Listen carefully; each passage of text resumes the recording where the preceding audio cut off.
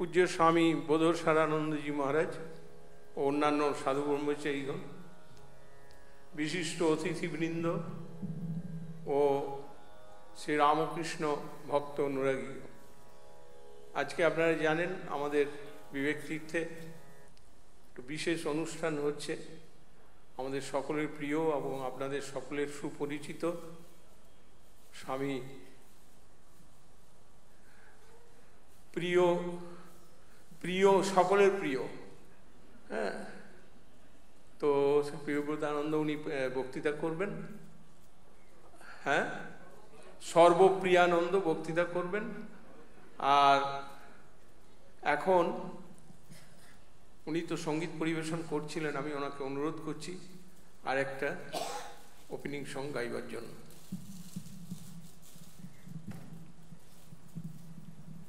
Hello, এক minute. Mister Debashis Sen এবং সর্বপ্রিয়ানন্দজিকে অনুরোধ করছি মঞ্চে আসার জন্য।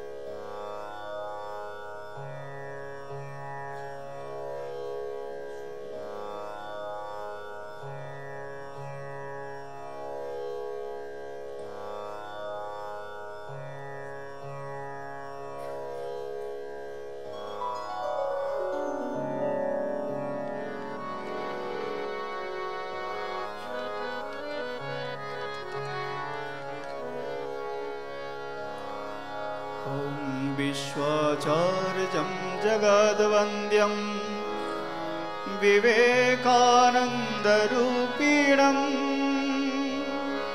वीरेश्वरात् समुत्पन्नं सप्तर्षिमण्डलागतं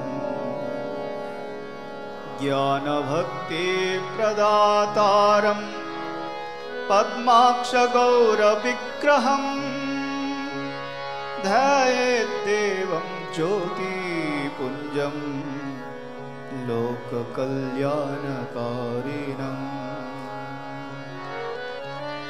ॐ नमः शिवाय। ॐ नमः शिवाय।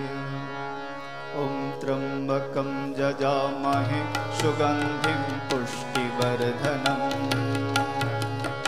उर्वारुकमिव बन्धनान् मृत्युर्मक्षीयमामृता। ॐ नमः शिवाय। ॐ नमः शिवाय। ॐ नमः शिवाय।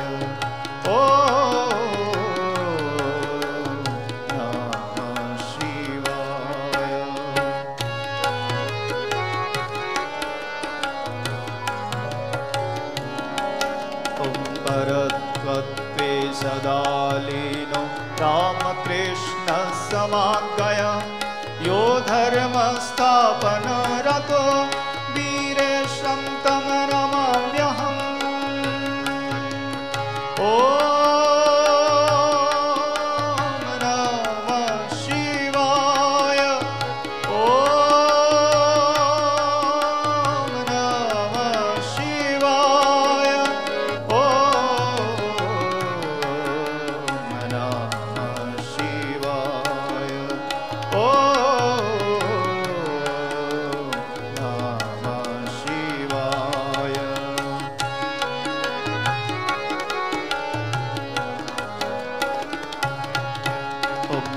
श्रीयतिराजाय विवेकानन्दसूरये सच्चित्सुखस्वरूपाय स्वामिने तापहारिणे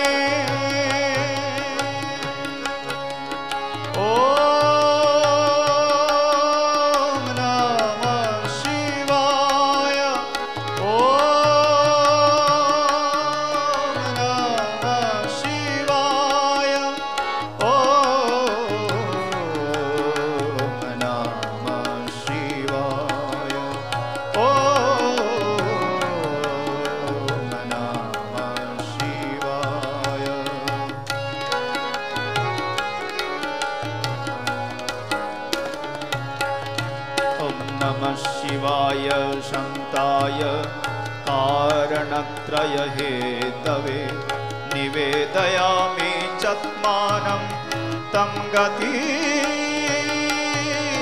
परमेश्वर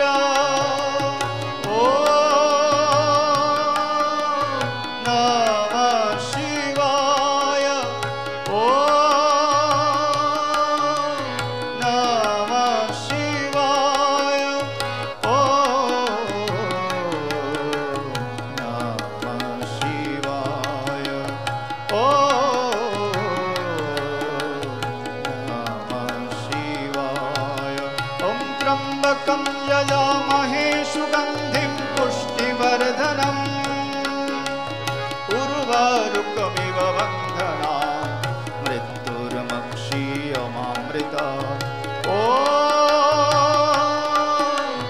नमः शिवाय ॐ नमः शिवाय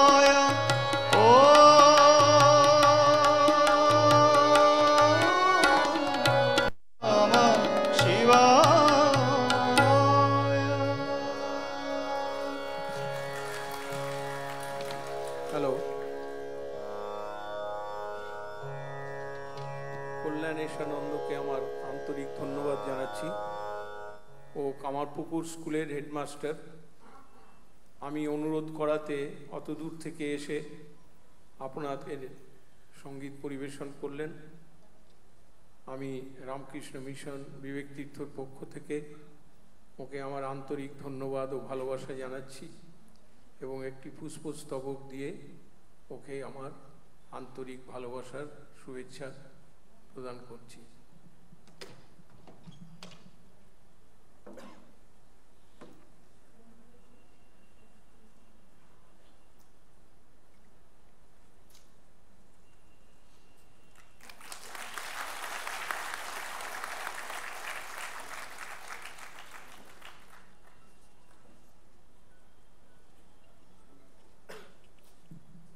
আমি এখন মিস্টার দেবাশিস সেনকে অনুরোধ করব।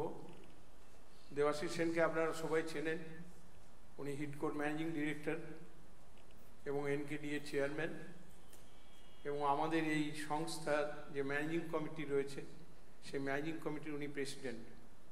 আমি ওনাকে অনুরোধ করব পুষ্পস্তবক দিয়ে আমাদের প্রধান অতিথি সর্বপ্রিয়ানন্দকে বরণ করবার জন্য।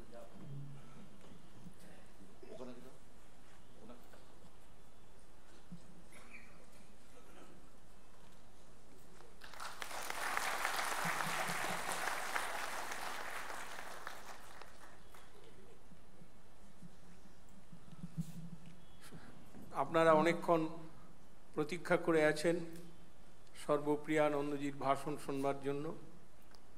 তো আমি সর্বপ্রিয়ানন্দজিকে অনুরোধ করব ওনার বক্তৃতা শুরু করবার জন্য। উনি 45 মিনিট বক্তৃতা করবেন এবং তারপরে আধ ঘন্টা কোশ্চেন অ্যান্সার করবেন। তো আমি অনুরোধ করছি স্বামী সর্বপ্রিয়ানন্দকে।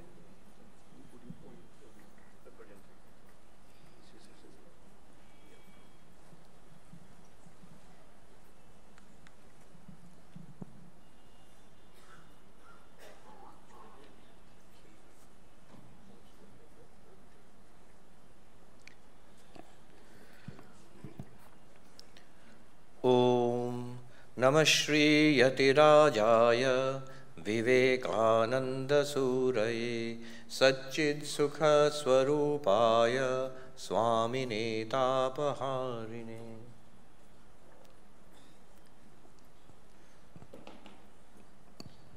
Ekta ghori jodi karo thake, I think it'll be good if. Is there a clock somewhere? Ghori kimba. Achhe. Thank you.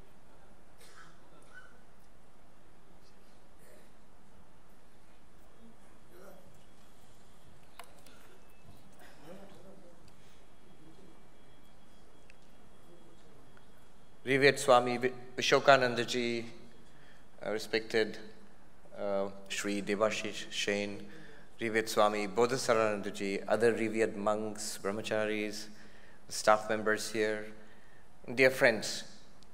It's a great delight to be here. One reason being that I had come here long ago. There was a very big program for the foundation laying of this institution. I had not seen any of this. All this is new to me. And the Honorable CM was there that day, and many monks had gathered, many dignitaries. I remember that day, and of course there was nothing. It was just fallow land. And now this magnificent institution has grown over the last few years. I think this is the future of the Ramakrishna order, this is the future of India, I think. Just while entering this magnificent auditorium, I saw a very beautiful mural on the wall, Jamshedji Tata and Swami Vivekananda. And you know how when Vivekananda sailed, I'll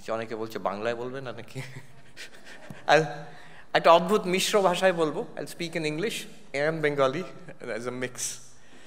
So when Swami Vivekananda sailed for the United States, on the ship was Jamshedji Tata. And it's so interesting and very telling that a Parsi businessman and a Hindu sannyasi on a ship, they meet. And what do they talk about? They talk about education in India, the future of higher education, science and technology in India. How amazing that is. And Swami Vivekananda inspired Tata that there should be an institute for scientific research, higher scientific research in India. And of course, you know the rest of the story, how years later, Jamshedji wrote back to Vivekananda, and that letter is here. When you enter this auditorium, you can see the letter. Asking Vivekananda for his suggestion, even inviting him to be the director of this future institute.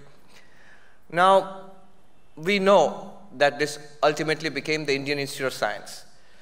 Bangalore ekhono oneke jara Tata Institute bole otake.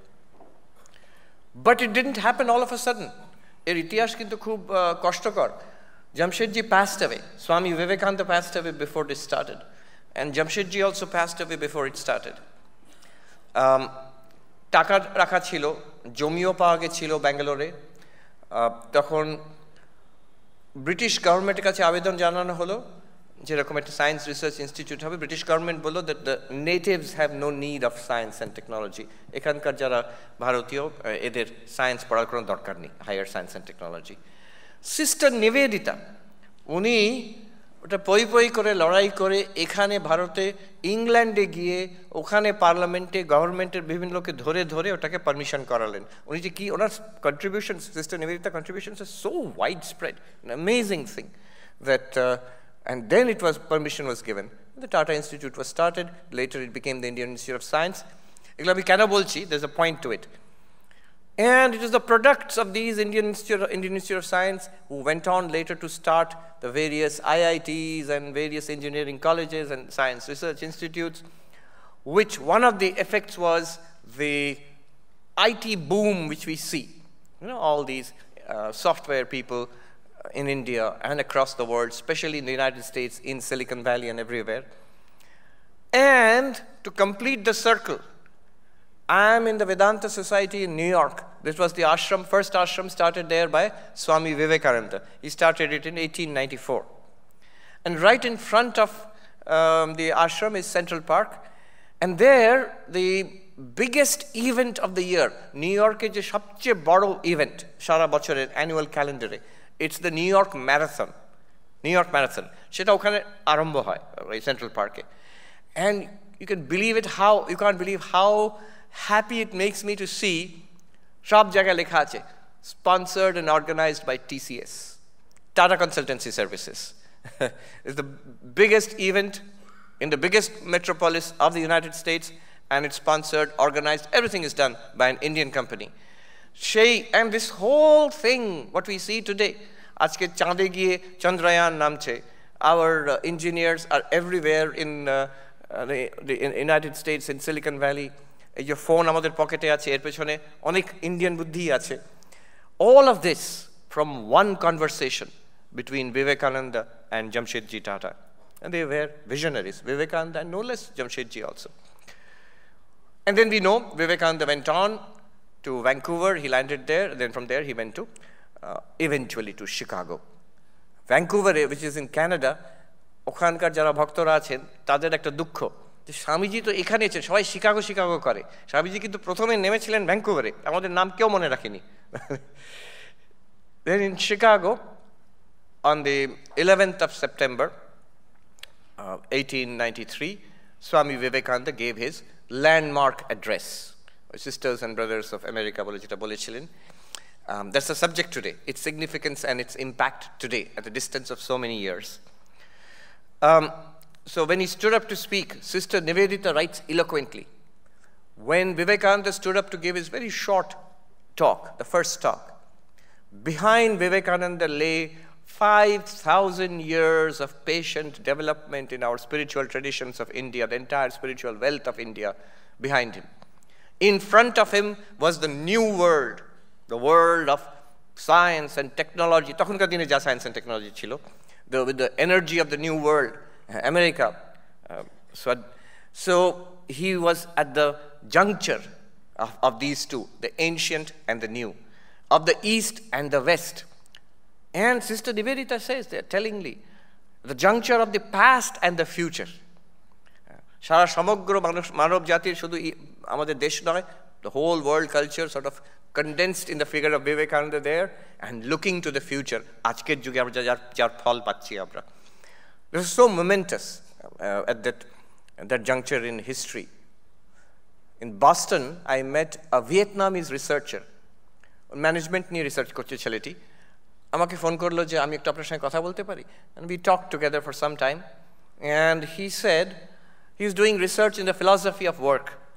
And then he said, I realized that many of these ideas, servant leadership and so many things which are there prevalent in Western management theory now, they have all come indirectly from one person. And that was a visitor to this country in the early 1890s, Swami Vivekananda. Vivekananda নামই শোনেনি, ও research করতে করতে পেল এই একটা person, somehow he was key in changing all of this. Just imagine what he achieved. When he went to the United States, he opened the door made a bridge between the East and the West. আমাদের যে accumulated spiritual treasures, yoga, Vedanta, Buddhism, আরো কত কি, all of that flowed over that bridge to the West. He was the first, he was the pioneer. And that was one thing which he achieved. No money, no armies behind him, no political support, no big church, religious organization supporting him. Alone, young man, alone. And he built this bridge. And over this bridge, which he built from the east to the west, over the last 100 years, you will see how much of our Eastern tradition to America, and through America across the world. After he established two Vedanta societies, Vedanta Society of New York and the Vedanta Society of Northern California and San Francisco. But after that, other Vedanta societies were established, other monks went there, Sharadanandaji, Turiyanandaji, and notably Abhedanandaji, who stayed for more than 20 years there. But also, many other spiritual teachers. Paramahamsa Yogananda, from here, Kolkata. He went and established the Self-Realization Fellowship there, still flourishing in Los Angeles if you go and see. Then you have this range of yoga teachers who came after Vivekananda in 1930s, 40s, and so on. Krishnamacharya, Iyengar, B.K. Iyengar, Pattabhi Joyce. They were yoga teachers, all of them in fact from Mysore. And they started a yoga revolution there. Ajke, New Yorker, every other neighborhood has a yoga studio. Ora kone yoga school ki yoga studio bole. It's very, very popular. So popular that they don't know where it comes from. Once I went to a school in Los Angeles, okhane Hinduism bishoy bolte hobe, bachchader. So there were no Indians there. Odishi ora chilo. So when I mentioned yoga, India থেকে কি এসছে এখানে yoga, একটি বাচ্চা দাঁড়িয়ে উঠে বলল, "Oh, you have yoga in India too?" যে এটা ওদের নয়, আমাদের সে বোধ নেই ওদের। So that was one side of his achievements. Till today, even the very well known in the United States, the Hare Krishnas, ISKCON, or the Prabhupada, again from here. They all traveled from here on the bridge built by Vivekananda to the West. And many, many other teachers who till today, and this process is continuing. There's a book, American Veda, by Phil Goldberg. So he has shown how Hinduism has spread across the United States. অনেক সময় হিন্দু কথাটা ব্যবহার করে না, কিন্তু অনেক Hindu practice ওর মধ্যে আছে। যেমন প্রফেসর জেফরি লং আমাদের বলছিলেন যে I was arguing with a friend of mine যে about Hinduism, ও সে আমাকে বলছে, না না আমি হিন্দু নই, আই এম নট হিন্দু, এই কারণের জন্য। ওখানকার আমেরিকান মহিলা। কিছুক্ষণ পরে সে বলল, okay I have to go now, it's time for my puja. তো জেফরি লং বলছেন, বেশ তুমি হিন্দু নাও। In fact, Lisa Miller, she wrote an article in Time, I think, we are all Hindus now. The ideas have spread in such a way, not in conversion, not trying to convert anybody, but the ideas have spread in such a way that it has helped the society as a whole. Many people don't know. There's a chapter in the book by Phil Goldberg. The name of the chapter is, The Swamis Taught the Smart Guys and the Smart Guys Taught the Rest of Us. Chapter in naam. Shekhane dekhachen Aldous Huxley, Gerald Heard, Christopher Isherwood, they were all disciples of Swami Prabhavanandaji. Aldous Huxley jini perennial philosophy লিখেছেন। যদি ঠাকুরের যত মত তত মতের উপর যদি ভাষ্য বলতে হয়, ওই বইটা হবে পেরেনিয়াল ফিলসফি অ্যালডাস হাক্সলির। ক্রিস্টোফার ইশারউড তো ঠাকুরেরই জীবনী লিখলেন, রামকৃষ্ণ অ্যান্ড হিজ ডিসাইপলস। ওই তো চারিদিকে বিক্রি হয়, এখানে দেশেও খুব বিক্রি হয়, আমেরিকাতেও। যদি কেউ ইংরেজিতে পড়তে চায় ঠাকুরের বিষয়ে, we give that book Ramakrishna and his disciples. But many people don't know the sacrifices these people had to make. Christopher Isherwood, who was already a well-known novelist in his own right, আমি দেখেছি new York Times review, তাতে ওকে খোঁজা মারছে যে এই কোন একটা obscure Hindu কাল্টের খপ্পরে পড়েছে, এত ভালো আমাদের একজন নভেলিস্ট। সো এরকম, but they had to put up with this. And then there was Joseph Campbell, যার নাম আমেরিকাতে খুব বিখ্যাত মিথোলজির বই নিয়ে। He is a disciple of স্বামী নিখিলানন্দজি, নিউ ইয়র্কে তাঁর শিষ্য ছিলেন। তার এফেক্ট কতদূর যে বলা মুশকিল। ফর এক্সাম্পল, খুব ছোট কথা, and these things are popular in United States, এখানে অত পপুলার নয়। আমেরিকাতে খুব well known series of movies বলা হয় স্টার ওয়ার্স, বাচ্চাদের জন্য সায়েন্স ফিকশন মুভি। প্রথমটা আমি দেখেছিলাম খুব ছোটবেলায়, আমার এখনো মনে আছে। বাবা মা কলকাতাতেই তখন আমাকে নিয়ে গেছিলেন 1979 না 80-তে বোধহয় প্রথম যে স্টার ওয়ার্স রিলিজ হয়েছিল। আর আমার এই জন্য মনে আছে যে সেখানে ওই স্পেস ব্যাটল দেখাচ্ছে, আমার ভাই তখন he was basically a baby, he started crying in the hall. আর সব লোক বললো, বেরো বেরো সব বার করো। তা আমাদের সবাইকে বেরিয়ে আসতে হলো। I could never forgive my brother for that, যে আমাদের মুভিটা থেকে বেরিয়ে আসতে হলো। But that Star Wars had a tremendous effect on American culture. আজ অবধি সে বিভিন্ন রকম Star Wars সিনেমা তৈরি হয়। What is the connection? The director, George Lucas, he was a friend of Joseph Campbell. And Joseph Campbell told him a lot about Vedanta. And many of those ideas are there in Star Wars. ওরা বলতে আরম্ভ করলেও শেষ নেই। একজন professor ওখানে, doctor Jeffrey long, উনি একটা কোর্স করেন,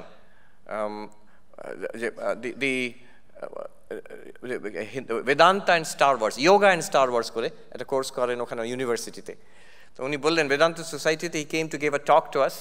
উনি বললেন, যখন আমি ইউনিভার্সিটিতে ওখানে পড়াই, সেখানে মানুষকে বোঝাতে হয় বেদান্ত কি, আর স্টার ওয়ার্স তো সবাই জানে। আর বেদান্ত সোসাইটিতে এসে যখন আমি বোঝাচ্ছি, এখানে বোঝাতে হয় মানুষকে স্টার ওয়ার্সটা কি, বেদান্ত তো সবাই জানে এখানে। Then Joseph Campbell then J.D. Salinger, আমেরিকার তখনকার দিনে সবচেয়ে বিখ্যাত novelist, J.D. Salinger. He was also a disciple of Nikhilanandaji. শুধু disciple নয়. The point is, they put in a lot of these ideas in their works. J.D. Salinger নিজে লিখছেন, ইচ্ছে করে কর্মযোগ, রাজযোগ, জ্ঞানযোগের কথা আমার নভেলের মধ্যে ঢোকাই, so that people will learn these words. And then he's saying, J.D. Salinger, these two classics, Raja Yoga and Karma Yoga, both were published from New York, by the way, the first editions, Raja Yoga and Karma Yoga. These two little classics are, our American youth would do well to carry them around in their pockets. তখনকার দিনে বলছেন, আমাদের আমেরিকার যুব সমাজ তাদের খুব মঙ্গল হবে যদি এই দুটো পকেটে রাখে তারা, রাজযোগ আর কর্মযোগ. So this is how they impacted. Houston Smith, who was a disciple of Swami Satprakashanandaji and who wrote the classic book Religions of the World, first chapter on Hinduism. So in this way, many people were influenced from Vivekananda and downwards to the other Swamis, and also the spread of Indian ideas. And you know the tremendous spread of Buddhism now in the United States. It all started, the one who opened the door, built the bridge, was Vivekananda. But that was only half of his work. The rest of the work, when he came back to India, the other part of his work too was to awaken his country from the slumber of colonial slavery, from the slumber of superstition, from the slumber of poverty, starvation. নিজের একটা জাতীয়তা বোধ, নিজের উপরে গর্ব. Just today I was giving a talk in Rishra, in the Bose house. বিখ্যাত যিনি historian, Sugata Bosu এসেছেন. So he was talking about how Netaji Subhash Bose was inspired by Vivekananda's ideas. And একদম ওনার লেখা, সুভাষ বসুর লেখা আর বিবেকানন্দের লেখা প্রায় like a shadow. So he is saying that India কি ছিল, কোথায় পড়ে গেছে, and how we have to sacrifice to raise India again. So Vivekananda awakened the national consciousness of India. Somebody said he is the unconscious father of Indian nationalism. Before Vivekananda, many of the political leaders in India used to describe themselves as Bengalis, Maharashtrians, Punjabi. But after Vivekananda consistently called himself an Indian. And after Vivekananda, within one generation, everybody was saying that we are Indian. So this unconscious father of Indian nationalism. And all this he did in 10 years. 10 years. 1902, 4th of July, by that time, his work is done, he's ready to leave. 10 বছরের মধ্যে যা করে গেছেন, we are living in the world Vivekananda created. This world. This is the world that Vivekananda created. I mean, the huge Indian diaspora, it's probably the wealthiest, most successful, highly educated and highly regarded diaspora in the United States. আমি বলি, বাবা তোমরা এখানে আছো স্বামীজির কৃপায়. That we survived as a nation, that we grew and we were united, remained united, we grew as a nation and developed in the way that we have developed. Definitely the awakening impulse came from Vivekananda. That's the big picture. But today, I'm going to speak to you about one aspect, Swami Vivekananda's Chicago address and its significance and impact today. Some of the things which I'll say today, আপনাদের খুব একটা বেশি মনে হবে না. It won't seem like it's something very great or something very amazing, because we all know it, we understand it. But believe me, it's of great importance to the world. It's of great importance to United States. স্বামীজির যে ধর্ম সমন্বয়ের ভাব, আমাদের এখানে we have no problem with it, and it's something that we easily adapt to. But that's not so. It's not so. In the advanced countries of the West, you'd be surprised at the level of parochialism, at the narrowness, at even the fanaticism of religious beliefs. So even now, fortunately or unfortunately, স্বামীজির যে Chicago অ্যাড্রেসে ধর্ম সমন্বয়ের কথা বলেছিলেন, it still remains very much relevant. আপনি শুধু ভেবেই দেখুন, 11 September 11, 9/11, আমরা বলি স্বামী বিবেকানন্দ শিকাগোতে বক্তৃতা দিয়েছিলেন September 11, but in New York 9/11 means something else. 9/11 means just the opposite. ধর্মান্ধতা নামে হিংসা আক্রমণ, twin towers were destroyed. If in New York, if you ask anybody who was there, গত 20 বছর ধরে 25 বছর ধরে আছে, everybody can tell you ওই দিনটাতে ওই সময়টাতে সে কোথায় ছিল. I've asked so many people. Devastating attack, and behind it was religious hatred. Behind it was fanaticism. Behind it was this violence in the name of religion. Ken Wilber, একজন American দার্শনিক, তিনি বলেছেন আজকের যুগে যদি যুব সমাজকে ধর্ম ধরে রাখতে চায়, they want young people to be religious, spiritual, তাদের ধর্মদের তিনটে কাজ করতে হবে. The organized religions have to do three things. First and foremost, they have to stop fighting among each other. নিজেদের মধ্যে ঝগড়া করা শেষ করতে হবে. আমেরিকাতে এখন অনেক যুব young men and women, boys and girls, they don't want to be associated with religion. ওরা বলে আমরা স্পিরিচুয়াল বাট নট রিলিজিয়াস. নতুন নাম হয়েছে SBNR, spiritual but not religious. তো আমরা কোন ধর্মের বলবো না, কোনো ইন্টারেস্ট নেই ধর্মতে. হ্যাঁ, we are interested, we are spiritual but not religious. কেন? ওই ধর্ম নিয়ে মারকাট করা. This is one great objection. Second, organized religions have to stop teaching things which are against established science. So এমন আজগুবি কথা এখনো ওখানে শেখানো হয়, তো সেগুলো established mainstream সায়েন্সের বিরুদ্ধে চলে যাচ্ছে. So we need a religion or a spirituality which is in consonance with the latest discoveries of science. ওইখানে Swami Vivekananda, he became good friends with Tesla. আমেরিকাতে টেসলার কথা বলতে হয় টেসলা দ্য সায়েন্টিস্ট, গাড়িটা নয়. ওখানে তো সবাই টেসলা বলে গাড়ি ভাবে ওরা. টেসলা দ্য সায়েন্টিস্ট, স্বামীজির সঙ্গে বন্ধুত্ব হলো, and on philosophical and scientific grounds. Swamiji জানতে চাইলেন যে তখন ফিজিক্স যতটা এগিয়েছে আর সাংখ্যর কসমোলজির সঙ্গে কতটা মেলানো যায়. This correspondence is there, Tesla আর বিবেকানন্দ করসপন্ডেন্স. স্বামীজি যখন শিকাগোতে পরবর্তীকালে দাঁড়িয়ে উঠে বলতেন, টেসলা তখন ছিলেন ইন দ্য ওয়ার্ল্ড পার্লামেন্টে, ওনার প্যাভিলিয়ন বন্ধ করে উনি ইলেকট্রিসিটি ডেমনস্ট্রেট করছিলেন, প্যাভিলিয়ন বন্ধ করে চলে আসতেন আর স্বামীজির বক্তৃতা শুনে আবার চলে যেতেন. Letter on he kept in touch with Vivekananda. William James Harvard ইউনিভার্সিটিতে, আমি দেখেছি হার্ভার্ড ইউনিভার্সিটির ম্যাগাজিনে খুঁজে দেখি তো কোনো রিপোর্ট আছে কিনা স্বামীজির, তো দেওয়া আছে যে স্বামী বিবেকানন্দ এসেছিলেন, উইলিয়াম জেমস ইনভাইট করেছিলেন, বক্তৃতা দিলেন. বেশিরভাগ রিপোর্টটাই তাকে কেমন দেখতে, তার কেমন পাগড়ি, তার চোখটা কেমন, তার ড্রেসটা কেমন, ওইটা নিয়ে ডিসক্রিপশন আছে সেই রিপোর্টে. So Swami Vivek, this harmony between science and religion. The third thing that Ken Wilber said was values. যে এখন যেগুলো আমেরিকাতে সমস্যা, race-based activism, then gender-based activism, যে latest values, environment, এইসব ব্যাপারে religion should be up to date with these values. তো তিনটে জিনিস যদি হয় তাহলে আজকের যুগে ধর্ম গ্রহণযোগ্য. Harmony between religions, the harmony between science and religion, and religion should be up to date, contemporary, with contemporary value systems.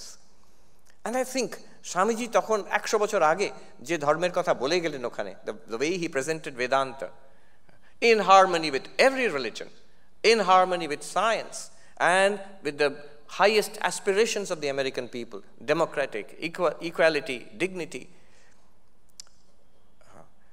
একটা ছোট ঘটনা বলি. উনি ফিরে এসে ওনাকে তখন জিজ্ঞেস করা হয়েছিল, তখন কলকাতার উচ্চ মহলের সমাজে সমস্যা ছিল বিধবা বিবাহ হবে কি হবে না. তো সে সবাইকার একটা মত থাকতো. তো স্বামীজিকে জিজ্ঞেস করা হলো, what's your view widow remarriage? See the insight. He said, am I a widow that you are asking me? আমি কি বিধবা, আমাকে জিজ্ঞেস করছো কেন? তোরা বুঝতে পারলো না, একটা তো মত থাকবে, either you are for it or against it. যারা রক্ষণশীল সমাজ তারা বলছে না না এই ধর্মের বিরুদ্ধে, বিধবা বিবাহ হবে না. যারা reformer, Vidyasagar and others, they said that এতে কোনো ধর্ম বিরোধিতা নেই, it should be there, widow remarriage. স্বামীজিকে জিজ্ঞেস করা হলো, উনি বললেন, I am not a widow, why are you asking me? জিজ্ঞেস করলো, আপনি খুলে বলুন তো কি বলতে চাইছেন.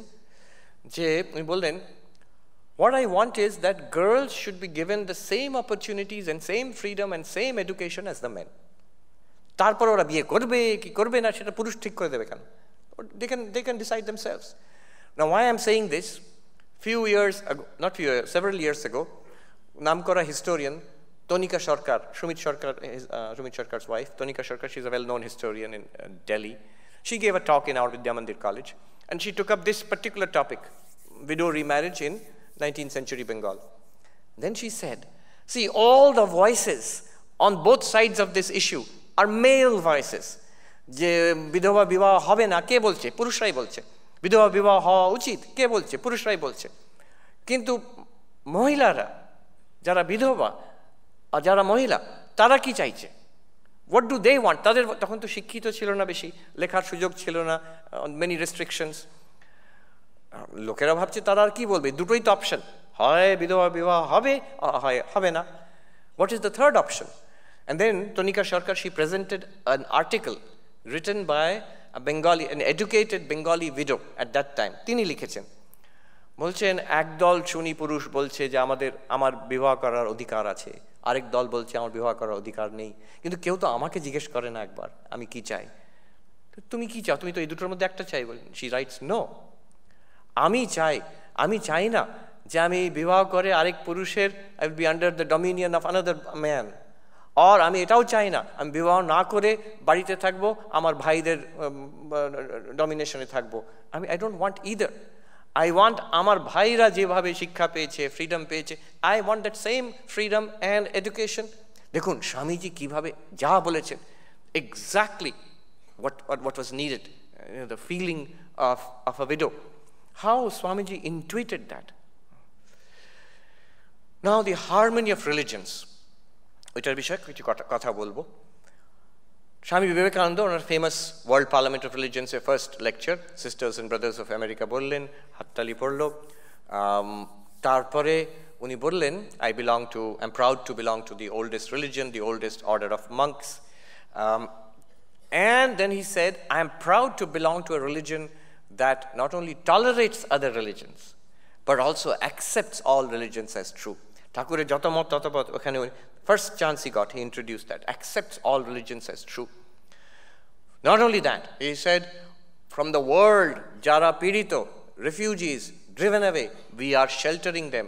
শত শত বছর ধরে আমরা আমাদের আশ্রয় দিয়েছি। He gave a couple of examples. একটা উনি বলছেন, যারা Jewish, the Israelites, the destruction of the temple by Roman tyranny, and they came to India, তারা আছে 2000 বছর ধরে জিউসরা আছে, they have found safety here.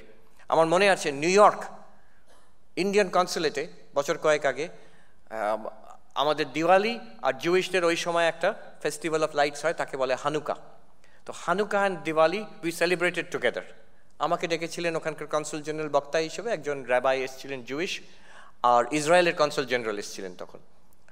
তো বক্তৃতাতে ইসরায়েলের কনসুল জেনারেল বললেন that I meet in my position capacity as the Consul General of Israel in New York, I meet, ওখানে নিউ ইয়র্কে অনেক Jewish population আছে, so I meet Jews from all over the world and they all have tales of woe. এখন কিংবা ইতিহাসে তাদের কেমন অত্যাচার করা হয়েছিল, তাদের how they were persecuted, দুর্ব্যবহার করা হয়েছিল বিভিন্ন দেশে সারা পৃথিবীতে, except he said, except India. একমাত্র ভারতবর্ষে কখনো আমাদের কোনো সময় এমন কখনো আমাদের we have never had the feeling that we did not belong in this country, আমাদের আপন করে নিয়েছে এই দেশের মানুষ। So he said that. তারপরে স্বামীজি আরেকটা এক্সাম্পল দিলেন জোরোস্ট্রিয়ানদের কথা, পার্সি।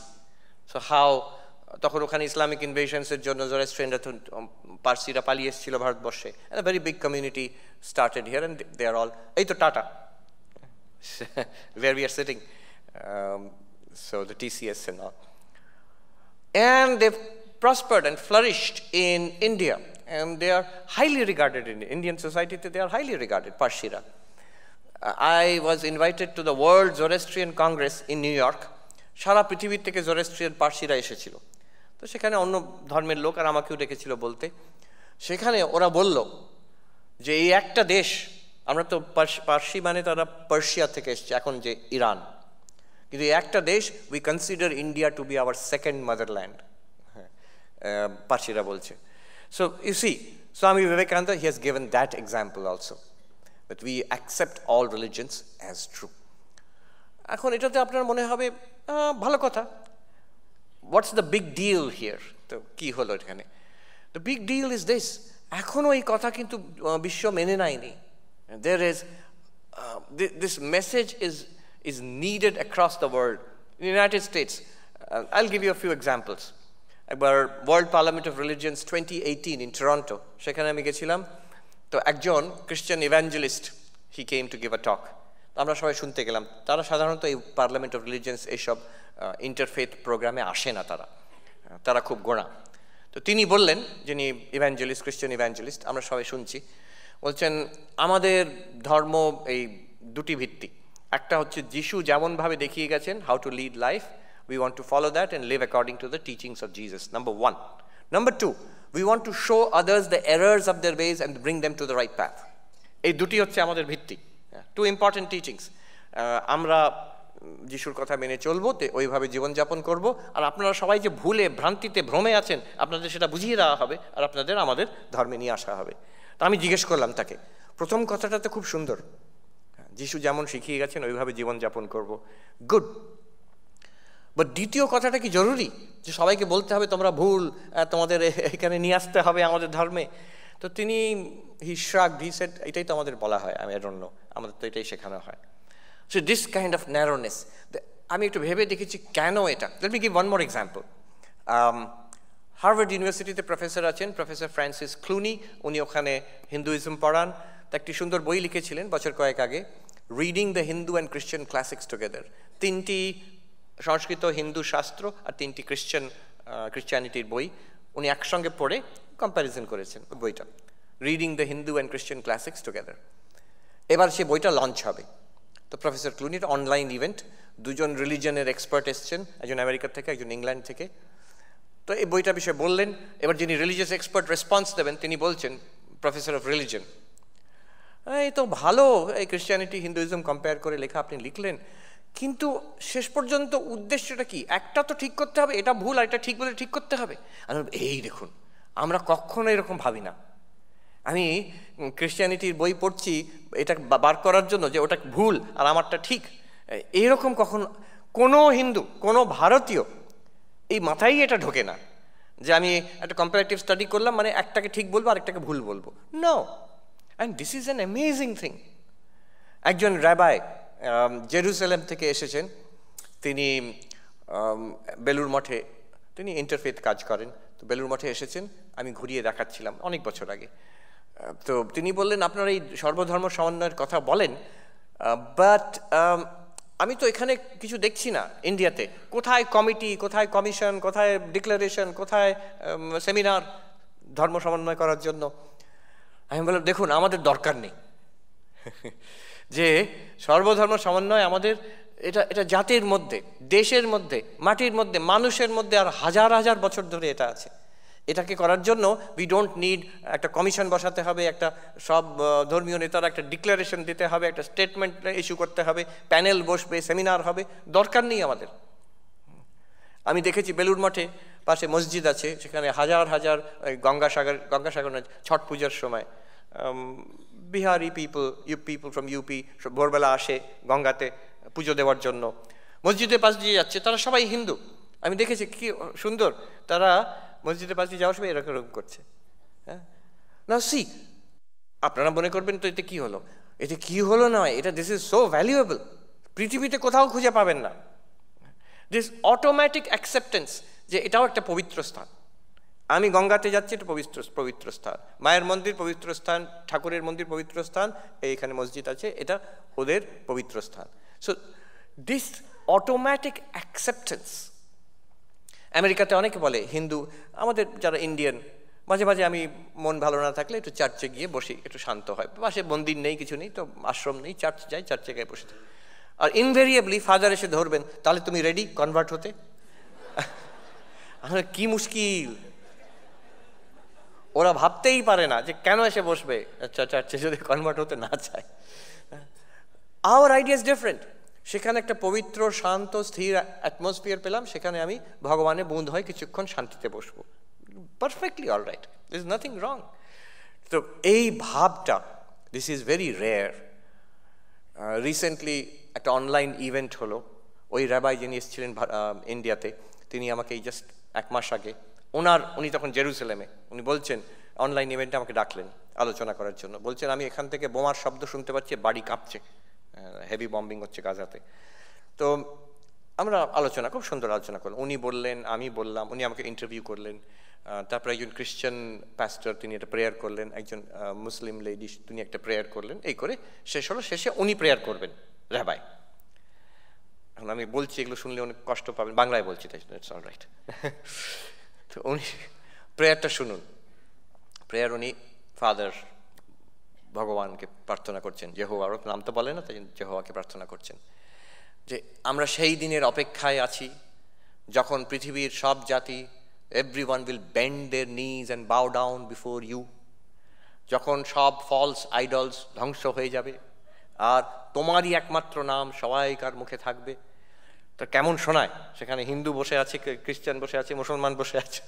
তো তিনি আমার ব্যাখ্যা করতে হলো রাবাইকে যে না, এটা এই মানেতে নয়, আমি বলছি না যে আপনারা সব ফলস, এটা বলছে সত্যি সত্যি যারা স্পিরিচুয়াল যাতে হতে পারে, এই অর্থে তিনি ব্যাখ্যা করতে হলো। কিন্তু বসুদৈব কুটুম্বকম ব্যাখ্যা করতে হয় না, একম সদ বিপ্রা বহুধা বদন্তি ব্যাখ্যা করতে হয় না, যত মত তত পদ ব্যাখ্যা করতে হয় না। ওখানে ব্যাখ্যা করতে হলো। আমি তাকে বললাম না, তিনি দুঃখ পেতেন। আমি বললাম, ভাবছিলাম এই যে বীজটি এক্সক্লুসিভিস্ট, আমি ঠিক, বাকি সবাই ভুল। আর শুধু ভুল নয়, তাদের ধ্বংস করতে হবে, কি তাদের এখানে আনতে হবে। আজকে তোমাদের যে সমস্যা, এই যে বোমা পড়ছে, বাড়ি নড়ছে, এখানে ডাইরেক্ট কানেকশন আছে, ডাইরেক্ট কানেকশন আছে between that kind of exclusivist thinking. আমরাই ঠিক, বাকি সবাই ভুল, সবাই ধ্বংস হোক অথবা আমাদের পথে আসুক। যে দিস থিং, স্বামী বিবেকানন্দ বলেছেন, I pity the one who thinks all will come to his religion, that will never be, কোনোদিন হবে না। Then what is the way out? The way out is harmony. বিভিন্ন ধর্ম থাকবে, ছিল, আছে, থাকবে, এবং রেশারেশি দরকার নেই। They can all coexist together. Swamiji ওই শিকাগো অ্যাড্রেসে রুচিনাম বৈচিত্র্যাৎ নানা পথজুষাম নৃণাম একো গম্য ত্বমসি পয়সাম অর্ণবৈব শিবমহিম্ন স্তোত্র থেকে উনি চ্যান্ট করছেন শিকাগো ওয়ার্ল্ড পার্লামেন্ট অফ রিলিজনসে, যে মানুষ, সব মানুষ, তারা আপনার দিকে, হে প্রভু আপনার দিকে যাচ্ছেন তাদের রুচি অনুযায়ী। এই রুচি কথাটা আমি কিন্তু অন্য কোথাও বিদেশে শুনলাম না। রুচির কোনো দাম নেই। কনজিউমার সুপার মার্কেটে যাবেন, আপনার রুচির জন্য 100 রকম পাউরুটি আছে, কিন্তু ধর্মের ব্যাপারে একটা, এর থেকে নড়েছ তো কি নরকে যাবে। আমাদের স্বামী আত্মরূপানজি আছেন সাহেব, উনি নর্থ ক্যারোলাইনার মানুষ, উনি সন্ন্যাসী, সিনিয়র সাধু। তাকে জিজ্ঞেস করলাম, আপনি কি করে সাধু হলেন রামকৃষ্ণ মিশনে? তো উনি বললেন, আমি যেখানে বড় হয়েছি, খুব স্ট্রং খ্রিশ্চান বেল্ট, আমার খুব ইন্টারেস্ট ছিল in religion, I was interested. কিন্তু আমি দেখতাম আমাদের চার্চে শেখানো হতো আমরাই একমাত্র স্বর্গে যাব, এই বাকি সব কটা নরকে যাবে। এই রাস্তার ওপারে আরেকটা ছোট চার্চ আছে, তারাও নরকে যাবে। তো আমি তখন ভাবলাম এটা কখনো হতে পারে না, একমাত্র আমরাই ঠিক আর সবাই ভুল। তো আই লস্ট ইন্টারেস্ট, আমার ভাল লাগলো না। বছর কয়েক পরে বেদান্ত ফর দ্য ওয়েস্ট বলে একটা বই উনি পড়ে ওনার মনে হলো, আরে এই জিনিসটাই তো আমি খুঁজছিলাম, এই জিনিসটাই আমি খুঁজছিলাম, যে এমন নয় যে একটা ঠিক সব ভুল, যেটা ওরা আমাকে শিখিয়েছিল। এমনও নয় যেটা আমি পরে ভাবতাম সবগুলোই ভুল, সব বাজে, ওটাও ঠিক নয়। কিন্তু ঠিক কোনটা? যে সবগুলোই ঠিক, দে আর অল রাইট। আর এই কথা বললে, আমি যে কথা এখন বলছি, ঠাকুরের যত মত তত পথ, ওরা আমেরিকাতে নিতে চায় না, বিশেষ করে অ্যাকাডেমিক থিওলজিয়ানস। সাধারণ মানুষ হয়তো মানতে পারে, কিন্তু সাধারণ মানুষ বেশি এ ব্যাপারে বেশি উদার, কিন্তু যারা একটু গোড়া তারা মানতে চায় না। তাদের হচ্ছে যে কি করে হতে পারে, এগুলো তো পরস্পর বিরোধী কথা বলে, how can they all be true. তো এখানে quickly over the next few minutes I will just run through Swami বিবেকানন্দের idea of harmony of religions, basically ঠাকুরের আইডিয়া হারমোনি অফ রিলিজনস। সেখানে ঠাকুর কয়েকটি কথা আর এমন এমন ছোট ছোট প্যারাবল দিয়ে বুঝিয়েছেন, গল্প দিয়ে বুঝিয়েছেন, কেউ ভুলবে না। আর এটা আমি বলেছি আমেরিকার ইউনিভার্সিটিতে বলেছি, ইন্টারফেথ কনফারেন্সে বলেছি। ঠাকুর বলছেন প্রথম কথা, তিনি অনন্ত। একটা পিঁপড়ে সে দেখলো একটা চিনির পাহাড়, গিয়ে আনন্দ, খুব চিনির পাহাড়, দারুণ ব্যাপার, গিয়ে একটা চিনির টুকরো নিয়ে টানতে টানতে সে তার নিজের গর্তে চলে গেল। পেছনে ফিরে দেখাচ্ছে, দেখছে আর ভাবছে, I'll come back for the rest of it, সবটা নিয়ে যাবো আমি এসে। হবে না কোনোদিন, সে নিতে পারবেও না, তার দরকারও নেই, তার দরকারও নেই। ওই একটা দানা চিনি যে তার পেট ভরে যাবে। ঠিক তেমনই ঈশ্বর, ব্রহ্ম, আল্লাহ, ফাদার ইন হেভেন, যাও বলো, টাও। It's a limitless reality and any one aspect of it, একদিক থেকে যদিও ধরি আমরা, that's good enough. That's enough for our liberation, আমাদের তৃপ্তির জন্য। আচ্ছা, আরেকটা বলছেন যে ব্রহ্ম এঁটো হয়নি, ঠাকুর বলছেন।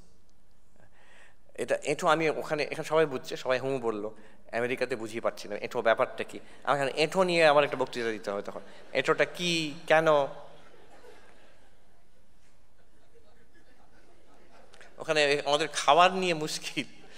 একজন মেম সাহেব বললেন, আপনাকে আমি ইন্ডিয়ান খাবার খাওয়াবো। বেশ, তো ডাল করে নিয়ে এসছে না সবজি, কি দিয়ে খাবো, কি দিয়ে খাবো কনসেপ্টটা বুঝতে পারছেন, কি দিয়ে খাবো মানে ভাত, রুটি, পাউরুটি, কিচ্ছু নেই। সেদিন আমি ডাল খেয়ে আর সবজি খেয়ে থাকলাম। না, এঁটো হয়নি। ঠাকুর এত সরলভাবে বলছেন জিনিসটা, that Brahman avang manasa gocharam, it's beyond language. Language cannot express that. ওটা ইংলিশে একটা শব্দ আছে, ineffable. Brahman is ineffable, beyond language. কেন beyond language? এই নিয়ে শঙ্করাচার্য খুব আলোচনা করেছেন, এটা ফিলসফি অফ ল্যাঙ্গুয়েজ নিয়ে। বাট বেসিক্যালি বলা যায় না, মুখে বলা যায় না। অতএব যখন বলতে যাবে তখন অনেক রকমভাবে বলা হবে। হ্যাঁ, তো বিভিন্ন ধর্ম যেটাকে প্রিসাইসলি এক্সপ্রেস করা যায় না। এখানে প্রশ্ন উঠবে, তাহলে সবই যদি ঠিক, সব ঠিক কেন হতে যাবে? যদি একজনই ব্রহ্ম, ভগবান, ঈশ্বর আছেন, তাহলে তার একটাই তার ব্যাখ্যা হবে। This is something that's deep in their minds. If monotheistic God, one revelation, one truth, তো একটাই ওয়ান ট্রুথ হবে, বাকি সব ভুল। একটা অদ্ভুত ব্যাপার, সেই ওয়ান ট্রুথটা আমি খুঁজে দেখছি সবসময় আমারই ট্রুথ, অন্য ধর্মগুলো ভুল খুঁজে দেখলে পাওয়া যাচ্ছে আমিই ঠিক।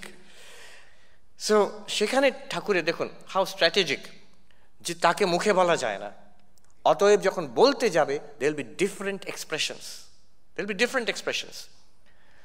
ঠাকুরের সেই বিখ্যাত সেই জলকে, যারা হিন্দুরা তারা বলে জল, মুসলমানরা বলে পানি, খ্রিস্টানরা বলে ওয়াটার কিংবা অ্যাকোয়া, তারা সবাই কিন্তু এক বস্তুর কথা বলছে। Therefore, that ultimate reality, first of all, it's infinite, Ananta. Second, it's beyond language, avang manasa gochara, beyond thought and language.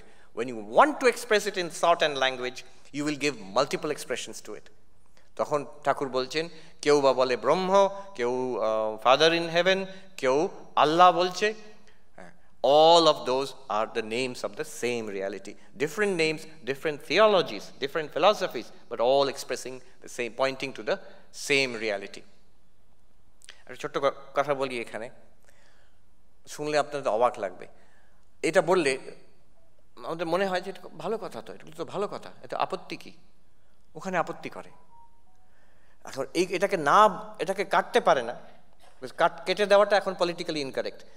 এখন যদি কেউ প্রকাশ্যে বলে আমি ঠিক, বাকি সব ভুল, সবাই নরকে যাবে, লোকে তখন পোলাইট সোসাইটি, উচ্চশিক্ষিত সোসাইটি আমেরিকাতে, তারা তাকে নিম্ন চোখে দেখবে।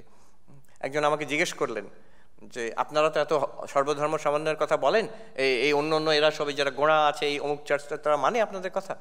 আমি বললাম দেখুন, 100 বছর আগে তারা প্রকাশ্যে বলতো আমাদেরটাই ঠিক, অন্য সব ভুল।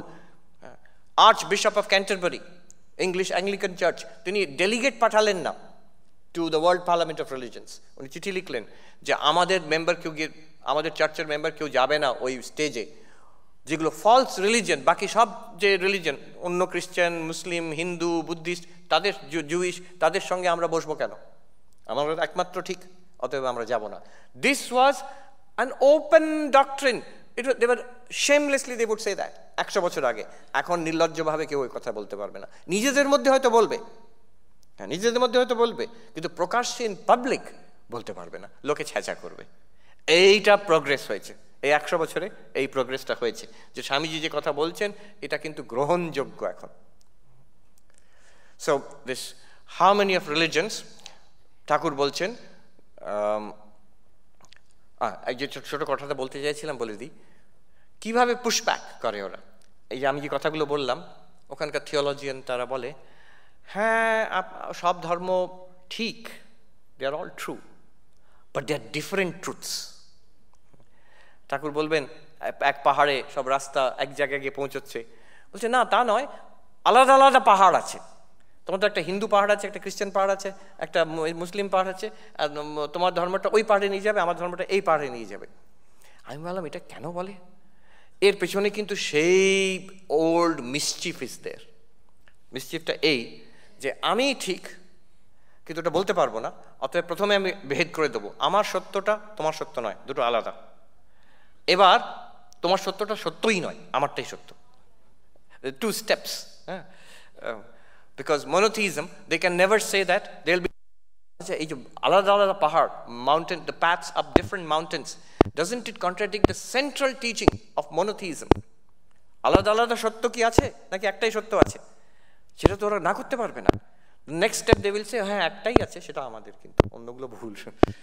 Same old mischief, same old mischief. এখন একটা ভয় কোথাও, ভয়টা কি আমি ভেবে দেখলাম, লোকরা খারাপ তো নয়, ভয়টা এই my understanding somehow the feeling is if I say all others are correct, তাহলে আমার কোনো স্পেশালিটি রইল না, যেন সবগুলোই সত্য হলে কোনোটাই সত্য নয়, আমারটাও ভুল। তা নয়, কিন্তু ঠাকুর বলছেন সবগুলোই সত্য, আর সবগুলোকে দিয়ে ঈশ্বর লাভ করা যায়। ঠাকুর নেক্সট হি ইজ সেইং জীবনের উদ্দেশ্য কিন্তু ভগবান লাভ। তো সেখানে উনি বলছেন যে আম বাগানে গেছে, সেখানে গিয়ে আম খাও, কত কটা পাতা আছে, কত ডাল আছে, ওইসব গোনার কি দরকার? So goal of human life is God realization. আর এই এতগুলো যে ধর্ম এগুলো যে আছে, এগুলো কেন আছে? These are different paths to God realisation. ওই রুচি নাম বৈচিত্র্যাৎ, বিভিন্ন মানুষের প্রকৃতি, বিভিন্ন রকম রুচি, for that variety of religions have come, and that is true. In fact আমি ওদের বলেছি ওখানে যে সবচেয়ে গোড়া চার্চে তুমি যাও, সেখানেও যেখানে ওরা একটু ডিভিয়েশন পারমিট করে না, সেখানেও যদি কেয়ারফুলি জিজ্ঞেস করে দেখো in the congregation, each one understands the teaching slightly differently. সেটা কেউ মানুষের যে ভিন্নতা, nobody can deny that. So the different religions are paths to that same goal. Thakur বলছেন এই দক্ষিণেশ্বরে বসে, কেউ তোমরা নৌকো করে এসছো, কেউ গাড়ি করে এসছো, কেউ হেঁটে এসছো, কিন্তু সবাই শেষ পর্যন্ত এখানে পৌঁছেছো। ছাদে উঠছে কেউ সিঁড়ি দিয়ে, কেউ কাঠের সিঁড়ি দিয়ে, কেউ বাঁশের সিঁড়ি দিয়ে, কেউ বা দড়ি দিয়ে উঠে যেতে পারে, আজকাল তো লিফটও আছে। তো ইউ ক্যান অল, সবাই কিন্তু এখানে পৌঁছবে। উনি বলছেন যারা ব্রাহ্ম, যারা হিন্দু, তখন ব্রাহ্ম আর হিন্দু আলাদা করা হতো, ব্রাহ্ম যারা হিন্দু, যারা মুসলমান, যারা খ্রিস্টান, শিখ, তারা সবাই কিন্তু তাকেই পাবে। তো এই কথাটা তিনি বিরাট বড় কথা। আচ্ছা, এখানে প্রশ্ন করবে এতগুলো ধর্ম, তাহলে কি সবগুলোকে পালন করতে হবে, ঠাকুরের মতন হতে হবে? না, ঠাকুর নেক্সট বলছেন ইষ্টনিষ্ঠা। সেখানে বলছেন যে ওই জল খোঁড়ার যে এক্সাম্পল, একজন গেছিল জল খুঁড়তে, এক জায়গায় হার্ড ওয়ার্ক পাচ্ছে না, কেউ বললো ওখানে চেষ্টা করো না, সেখানে গিয়ে চেষ্টা করলো, আবার আরেক জায়গায় করলো, দিনের শেষে বিভিন্ন জায়গায় সে ঘুরতে গিয়ে কোথাও জল পায়নি, এক জায়গায় করলে হয়তো পেয়ে যেত। তো ঠাকুর বলছেন ইষ্টনিষ্ঠা, একটাকে, মত কিছু নয়, একটাকে ধরে থাকলেই হয়, কিন্তু ওই একটাকে ধরে থাকতে হবে।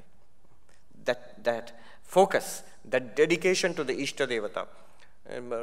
হনুমান বলছেন শ্রীনাথে জানকীনাথে অভেদ পরমাত্মনি তথাপি মম সর্বস্ব Shriram কমললোচনা।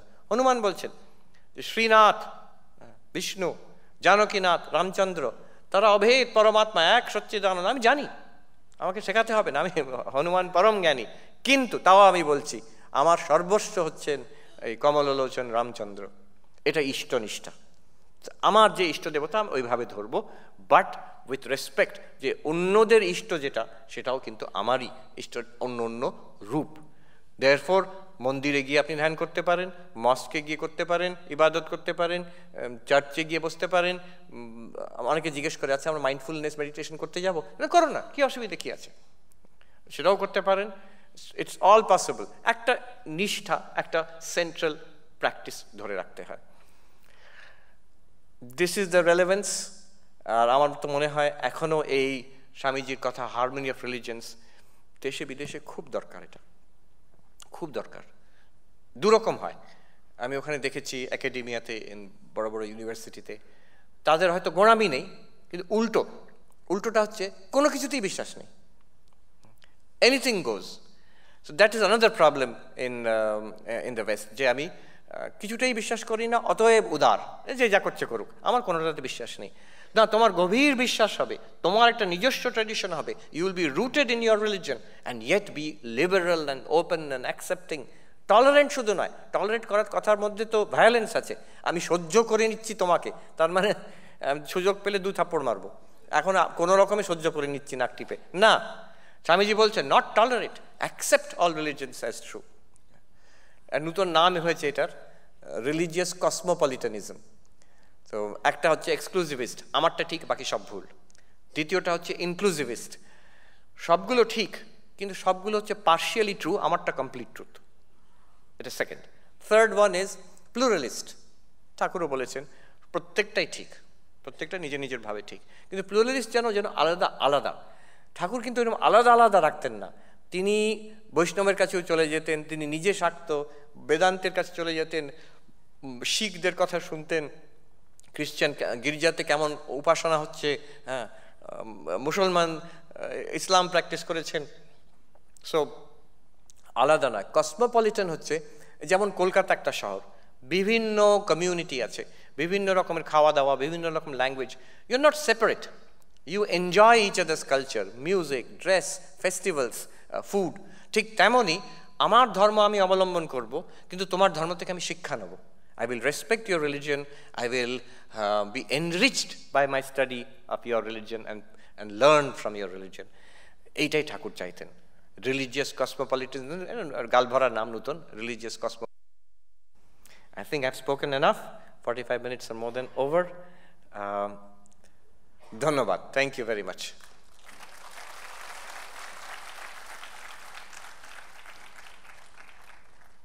I think we can have a microphone somewhere here. যারা প্রশ্ন করবেন তারা চলে আসবেন। Don't make people run around with the microphone. Yeah, just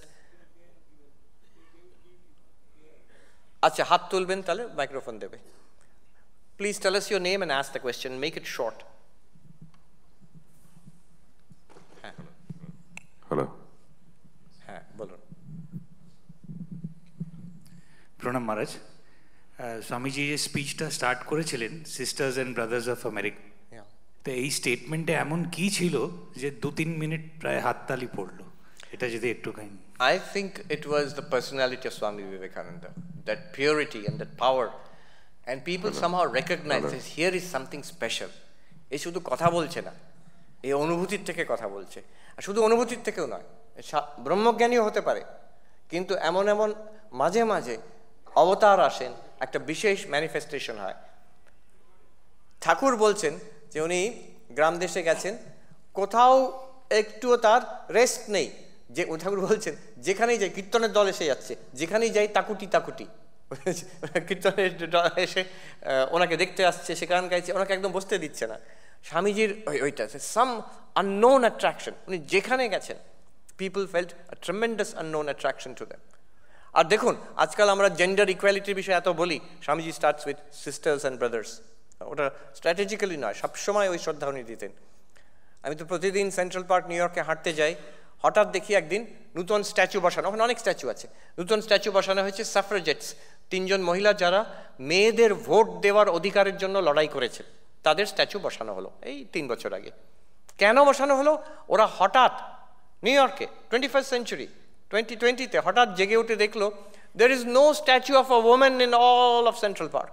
একটা কোথাও মহিলা স্ট্যাচু নেই, শুধু ওই অ্যালিস ইন ওয়ান্ডারল্যান্ডে অ্যালিস আছে, কোনো অ্যাকচুয়াল মহিলা স্ট্যাচু নেই। তো দিস, আমি তো ওখানে বলি ওদের ঠাট্টা করে, this might be politically incorrect, কিন্তু একটা কারণ আমি দেখেছিলাম যে হিলারি ক্লিন্টনকে rejected of course for many reasons, but one reason was because she was a woman. অনেকের এই গোঁড়ামি ছিল ওখানে, যেটা আমাদের কখনো মনে হয় না এদেশে, কখনো মনে হয় না। At every level, president of India, prime minister of India, মন্ত্রী, officer, civil service, police, international level, scientist, এই যে সোলার মিশন গেল, the lead is a woman. And we don't, শিক্ষার অভাব ছিল, রেস্ট্রিকশন ছিল, but right now when equality is there, opportunities are there, everybody is happy, everybody is happy about it. এই রেজিস্ট্যান্সটা নেই। আমি বলি কেমন গোঁড়ামি হয়। আমি একজন প্যাস্টরকে, খ্রিস্টান প্যাস্টরকে জিজ্ঞেস করলাম, আচ্ছা ঈশ্বরকে পুরুষ হতেই হবে কেন? ঈশ্বর তো মাও হতে পারেন, যেমন আমাদের এখানে বেঙ্গলে, হিন্দুইজমে পুরুষ হতেই হবে কেন? তো তিনি কি বললেন জানেন? অবাক হয়ে যাবেন, একটু হেসেই বললেন, কিন্তু হি meant it. He said that when God speaks with the voice of thunder, it sounds rather funny if God speaks with a squeaky female voice. এটা ক্যাচ ক্যাচ করছে মেলি গলায় ভগবান বলবেন, এটা কেমন যেন মনে হয়। বাপ রে বাপ। So Swami Vivekananda, he saw in the future somehow the best of humanity was reflected in Vivekananda, and something they recognized. তাদের মানে আমি ক্রিটিসাইজ করছি না, they were the first to recognize, আর মাথায় তুলে নিয়েছিল when they recognized the excellence of Vivekananda. Yes. প্রণাম স্বামীজি, আমার নাম আরাত্রিক। আমার প্রশ্নটা হচ্ছে, you are talking about harmony of religions. My question is যে আজকের দিনে দাঁড়িয়ে হারমোনি অফ নেশনসের ক্ষেত্রে রিলিজনের কি ভূমিকা? অনেক সময় আমাদের দেশপ্রেমটা অনেক সময় সংকীর্ণ জাতীয়তাবোধের জায়গায় চলে যায়, সেইখানে রিলিজন কি রোল প্লে করতে পারে, অদ্বৈত বেদান্ত কি রোল প্লে করতে পারে? Right, good question. আজকে আমি বোস হাউসে বলছিলাম, রিলিজিয়ন আর জাতীয়তাবোধ, এই দেখুন, এই দুটো আমরা কখনো মেশাইনি কিন্তু আমাদের দেশে। কেমন বলছি? Few months ago I was in London. ওদের সবচেয়ে বড় যেটা ধর্মীয় ক্যাথিড্রাল, সেন্ট পলস ক্যাথিড্রাল, ওখানে আমাকে মহারাজ কিছু ইন্ডিয়ান ভক্তরা বেড়াতে নিয়ে গেছিলেন। I tell you little bit of my experience there. অনেক ট্যুরিস্টরা যায়, খুব সুন্দর, খুব ভব্য একটা বিশাল বড় প্রাসাদের মতন সেন্ট পলস ক্যাথিড্রাল, লন্ডনের একদম মানে কেন্দ্র সেটা। আচ্ছা, সেখানে ঢুকে তলায় যখন যাবেন ক্রিপ্টে, সেখানে ডিউক অফ ওয়েলিংটনের টুম আছে, লর্ড নেলসনের টুম আছে। সেখানে আমরা ভারতীয় কয়েকজন গিয়ে দাঁড়িয়ে কথা বলছি, অন্যরা বলছে খুব ভালো, বাহ দারুণ কথা তো, কি সুন্দর। আমি বললাম, একটা কথা ভেবে দেখেছো, এটা একটা ধর্মীয় প্রতিষ্ঠান, ভগবানের জন্য, শান্তির জন্য, প্রার্থনার জন্য সেন্ট পলস। এই যে যার কাছে দাঁড়িয়ে আছো এখানে, এই যে টুম, ডিউক অফ ওয়েলিংটন, ইনি কে জানো? তো বললো না, কে বলুন তো? নেপোলিয়নকে হারিয়েছিলেন। হ্যাঁ, তার আগে কে ছিলেন ইনি? তার আগে ছিলেন স্যার আর্থার ওয়েলেসলি, যিনি এই দেশে এসে যুদ্ধ করে টিপু সুলতানকে হারিয়ে মেরেছিলেন, এবং একটার পর একটা যুদ্ধ, গ্রেট কমান্ডার। তো উনি যুদ্ধ করে ইস্ট ইন্ডিয়া কোম্পানির শাসক ছিলেন। আমাদের দেশ, তোমার দেশকে ইনি জয় করেছিলেন। This is that person. আমি বলছি না খারাপ বলে, সাহেবদের জন্য, ইংলিশদের জন্য is a hero, is part of a national narrative, খুব ভালো কথা। But you should also be aware, নিন্দে করার জন্য নয়, but you should also be aware of what it means to you. আচ্ছা, ওপরে গিয়ে দেখুন, সেন্ট পলসের ওপরে যেখানে প্রার্থনা হয়, ওপর থেকে ছাদ থেকে পুরানো পুরানো ফ্ল্যাগ ঝুলছে, ছেঁড়া ছেঁড়া ফ্ল্যাগ, পুরনো পুরনো। আপনি জানেন ওগুলো কিসের ফ্ল্যাগ? তো সে বললো, না জানি না তো। They are the flags of the different regiments of the British army. সারা পৃথিবীতে তারা যুদ্ধ করে, এই কলোনি সেই কলোনি, আফ্রিকাতে, ইন্ডিয়াতে যুদ্ধ করে করে জয় করেছে, তাদের বীরত্ব, তাদের ফ্ল্যাগ সেখানে ঝুলছে। দিস হোল ইনস্টিটিউশন, ধর্মীয় institution, is an institution of religion amalgamated with nationalism, amalgamated with colonial warfare. একটা, it's a dagger of these three layers amalgamated together. আর এই dagger, এই ছোরা তোমার গলার দিকে পয়েন্ট করা আছে। Be aware. এটা নিন্দা করার দরকার নেই, বাট ইটস হিস্ট্রি। ওই সব দেশে ধর্ম এবং জাতীয়তাবাদ একসঙ্গে চলে, একই চার্চ, একই খ্রিস্টান চার্চ। দুদিকে দুটো দেশের যুদ্ধ হচ্ছে, এখন ইউক্রেন রাশিয়ার যুদ্ধ হচ্ছে, একই ইস্টার্ন অর্থোডক্স খ্রিস্টান চার্চ মস্কোতে বসে বলছে আমরা জিতবো, ঈশ্বর আমাদের দিকে আছেন, আর কিয়েভে বসে বলছে আমরা জিতবো, ঈশ্বর আমাদের দিকে আছেন। হার্ভার্ড ইউনিভার্সিটিতে, ওখানে সবচেয়ে বড় দুটো বিল্ডিং, একটা হচ্ছে ওয়াইডনার লাইব্রেরি, পৃথিবীর biggest academic library in the world. ঠিক লনের উল্টো দিকে বিশাল বড় church, Memorial church, in the middle of Harvard university. ওখানে যদি ঢুকবেন ওই চার্চের মধ্যে, ইফ ইউ এন্টার, একদিকে ওয়াল ভর্তি নাম লেখা। কিসের নাম লেখা? যারা যারা হার্ভার্ডের এক্স স্টুডেন্ট, প্রথম বিশ্বযুদ্ধ আর দ্বিতীয় বিশ্বযুদ্ধতে তারা মারা গেছেন, তাদের নাম লেখা। শুধু তাই নয়, দু একটা জায়গায় নাম লেখা আছে যারা জার্মান হার্ভার্ডে পড়েছিল, পরবর্তী ফিরে গিয়ে নিজের দেশের হয়ে লড়াই করেছে, মারা গেছে, তো ব্র্যাকেটে লেখা আছে শত্রু, enemy. Now see, what does it represent? Nationalism, education, military, all amalgamated together. আমাদের দেশে এটা আমরা কখনো করি না। কোন মন্দিরে গিয়ে দেখান, কোথায় অমুক সেনাপতির কথা, অমুককে কত মুন্ডু কেটে দিয়েছে, তার কোথাও লেখা নেই। অবান্তর কথা সেগুলো। আমাদের অনেক হিরোজ আছে, we celebrate them in a different way, but ওটা সাধনার সঙ্গে অধ্যাত্মর সঙ্গে মিলিয়ে ফেলি না আমরা। আরেকটা আমার খেয়াল হলো, এটা ইট স্ট্রাক মি, কিন্তু আমাদের আগে তো সুভাষবাবু ওখানে গেছেন, বিবেকানন্দ ওখানে গেছেন, আমাদের যত বড় বড় জাতীয় লিডাররা ওইসব জায়গায় ঘুরে এসছেন, they have noticed it also. তারা পাশ্চাত্যে যা ভালো ভালো জিনিস সেগুলো আমাদের এসে বলেছেন, ওই জিনিসটি কখনো বলেননি। They have never told us, neither Subhas Bose nor Vivekananda, we combine religion and war and nationalism together. No. So this is a great thing about our national culture. It's a wonderful thing. It's a good question. Microphone, kar kache ache? Good evening, sir. Yes, Yes. sir. My question is regarding the harmony of religions. Where are you? Sir, here. Wave your hand. To your right. To my left? Right. To my right. Yes. Yes, I In see you now. orange. Yeah. But okay, you also spoke about how if religion wants to survive in contemporary times, it must lose its unscientific, True. yeah. But say it loses its unscientific facts and it stops promoting intolerance, then what exactly is left of religion? Because oftentimes this intolerance, these scientific untruths, they're not teachings, they're in scripture.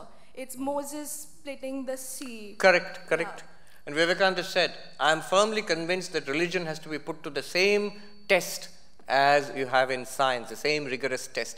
And if by that test something is found to be false, no matter how comforting, we have to get rid of it.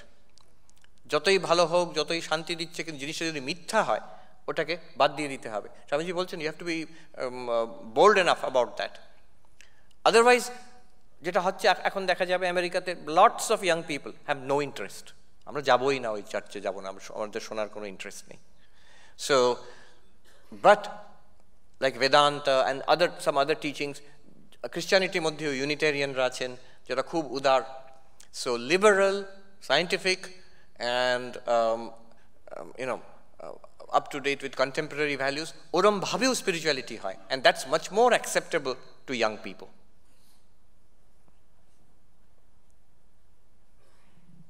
মহারাজ, আমার নাম সুমন লাহা।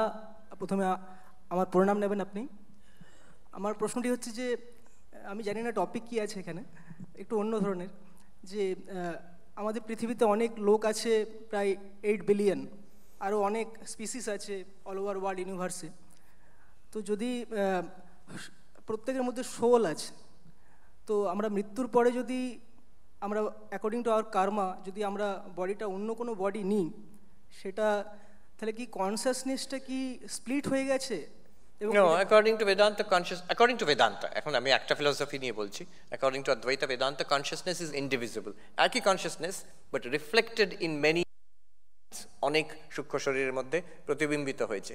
তো যেন আমরা অনেক অবিভক্তম চ ভূতেষু বিভক্তম ইব চ স্থিতম, গীতাতে কৃষ্ণ বলছেন, সব ভূতগণের মধ্যে, সব সেন্টিয়েন্ট বিইংসের মধ্যে আমি অবিভক্ত একজনই আছি। বিভক্তম ইভ, অ্যাজ ইফ মনে হচ্ছে অনেক, শরীর অনেক, মন অনেক, but consciousness is one. This is from an advaitic perspective. যে আমি কোনো ঈশ্বরকে পূজা করছি, তো হয়তো আমি তার কাছাকাছি যেতেও পারি। ধরুন আমি কৃষ্ণের পূজা করছি, আমি গোলকধামে হয়তো যেতে পারলাম। কিন্তু যদি আমি ব্রহ্মের উপাসক হচ্ছি, মানে যদি আপনি সমস্ত লেকচারে যেটা বলেন আমি শুনি যে consciousness is the ultimate thing, Brahman, তাহলে আমি যদি ব্রাহ্মণ হয়, তাহলে আমি কোথায় থাকবো সেখানে? হ্যাঁ, সেই তো বিরাট সমস্যা। So that's a big question, but where will I stay if I am pure consciousness? কিন্তু দেখো, where প্রশ্নটা is a space question. কোথায় থাকবো, কখন থাকবো, কি রূপে থাকবো, এটা হচ্ছে, এটাকে দর্শনে বলে স্পেস টাইম অবজেক্ট। তো অদ্বৈত বেদান্ত বলে এই তিনটেই কিন্তু ব্রহ্মের মধ্যে প্রতিভাসিত হচ্ছে। ইটস নট দ্যাট ব্রহ্ম একটা জায়গায় আছে, সব জায়গায় ব্রহ্মের মধ্যে আছে, but Brahman is not in space. ব্রহ্ম একটা সময় আছে তা নয়, সব সময়ই ব্রহ্মের মধ্যে আছে, but Brahman is not in time. এটা কেমন, একটা উদাহরণ দিয়ে ইজিলি বোঝা যাবে। ইন ড্রিমস, স্বপ্নতে আমি দেখছি মানুষজন আছে, যদি কেউ এসে বলে যে তুমি বাবা স্বপ্ন দেখছো, এগুলো সব তোমার মনের কল্পনা, তুমি স্বপ্ন দ্রষ্টা, তুমি এই মানুষ নও, তুমি এই সব জীব জগৎ যা দেখছো এগুলো সব তোমার স্বপ্নের মধ্যে। এবার তুমি যদি প্রশ্ন করো, আচ্ছা আমি যদি স্বপ্ন দ্রষ্টা হই তাহলে আমি কোথায় থাকবো? কোথায় থাকবো? আমি ভাবছি এই যে স্বপ্নের যে স্পেস এর মধ্যেই আমাকে থাকতে হবে, বাট দ্য ট্রুথ ইজ এই স্বপ্নের স্পেসটা কিন্তু তোমার মধ্যে কল্পিত। Anyway, so that's the way we think about it. Maharaj, আমি এখান থেকে বলছি। আমার নাম সমীর রায়। প্রথমে আমার প্রণাম, পক্ষ থেকে প্রণাম, যে জন্য আমরা আপনাকে সবাই ভীষণ ভালোবাসি এবং আপনি আমাদের সবার প্রণম্য। একটা জিনিস যেটার জন্য আমরা সবাই শুনি আপনাকে, এই যে নির্ভার হওয়ার আনন্দ, এই যে বোধ করা, ওইটা একটু বলুন। ও বিরাট কথা, এখন সময় কি করে। হ্যাঁ, কিন্তু সেই বোধ করা ঠাকুর যেটা বলছেন, এইটুকু ভেবে দেখুন, আমরা যাই করি, এই যে এখন হলে বসে আছি, কথা শুনছি, আমরা এরপরে বেরিয়ে যাব, বাড়িতে যাব, এই সব কিছু বোধের জন্য, কিন্তু চৈতন্যের জন্য। We are conscious, that's why all of this is happening. You're able to see, hear, smell, taste, touch. You're able to think, enjoy, suffer, pain. সব কিছু because you are conscious. যদি কনসিয়াসনেস না থাকতে গেলে কোনো কিছু সম্ভব হতো না। রিলিজিয়াস, কেউ ধর্মে বিশ্বাস করছে, কেউ বিশ্বাস করছে না, কেউ এথিস্ট, কেউ sceptic, all of that is because of consciousness. Consciousness is something that cannot be denied. এই কনসিয়াসনেস ইন ইটসেলফ কেমন, এইটাকে অ্যাপ্রিসিয়েট করাকে বলে বোধ করা। What is it like? আমরা এটাকে মিশিয়ে দেখছি, বোধ, মন, শরীর সবটাকে একটা পুঁটলি করে আমরা দেখছি এখন। Limitless consciousness, limited, as if limited by mind, as if limited by body, এইভাবে দেখছি। ওটাকে নিরাবরণ করে ওটা কেমন, এটা একটু ইভেন ভেবে দেখলেও আনন্দ হয়। সেটা তো এখনই আছে, সেটা তো আপনারই স্বরূপ। Alright, will have to wrap it up. সময়, how are we doing for time? এখানে একজন। হ্যাঁ,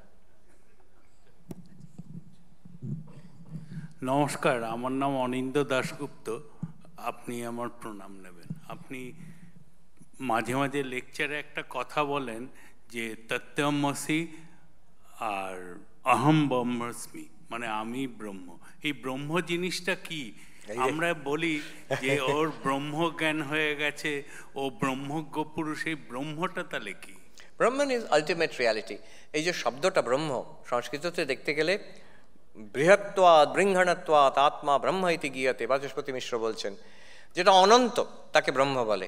C, everything here is limited. এই দেখুন, এখানে এই হলে প্রত্যেকটা মানুষ একটা সীমিত, সবাই, উই আর অল লিমিটেড। একটা অনন্ত কিছু আছে কিনা, যেটা সর্বত্র আছে, সর্বসময় আছে, সব কিছুর মধ্যে আছে। তো বসুন প্লিজ সিট। তো সেইটাকে ব্রহ্ম বলা হয়। তো ডেফিনেশন আছে তৈত্তিরীয় উপনিষদ, সত্যম জ্ঞানম অনন্তম ব্রহ্মা। ব্রহ্ম হচ্ছে অনন্ত সত্য আর অনন্ত জ্ঞান, লিমিটলেস কনসিয়াসনেস, লিমিটলেস এক্সিস্টেন্স। প্রশ্ন কেউ করতে পারে, কথাগুলো তো ভালো, এটা সত্যি আছে কি না? আছে, সত্যি। আর বেদান্ত ওইটাই দেখাতে চায়, এইরকম একটি বস্তু, রিয়ালিটি আছে। আর শুধু আছে তা নয়, বেদান্তের বিউটি ইজ ওটা তুমি, you are that's the meaning of tattvamasi. আর যখন সেটা অনুভব হয়, বুঝতে পারি, ধরতে পারি, তখন আমাদের সেটা, তখন বলি অহম ব্রহ্মাস্মি। হ্যাঁ, লাস্ট কোয়েশ্চেন। ইয়েস মহারাজ,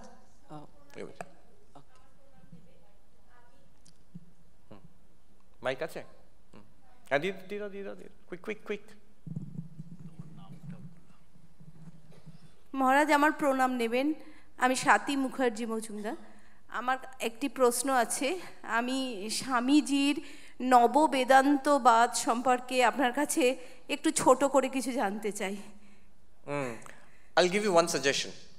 স্বামীজির নববেদান্তবাদ, এটা complete works of Swami Vivekananda, তাতে প্রথম ভলিউমে সিস্টার নিবেদিতা লিখে দিয়েছেন একটা ইন্ট্রোডাকশন, 3-4 পাতা মাত্র। ওইটা পড়ে নেবেন। তাতে 2 পাতা মতন আছে স্বামীজির what is the unique contribution of Swami Vivekananda. এই যত আমরা বেদান্তের কথা বলছি, ব্রহ্ম এসব বলছি, সেখানে সিস্টার নিবেদিতা বলছেন এই সব কথা কিন্তু ছিল চিরন্তন ভারতবর্ষে, স্বামীজি না আসলেও এগুলো থাকতো। তাহলে স্বামীজির ইউনিকনেস কোথায়?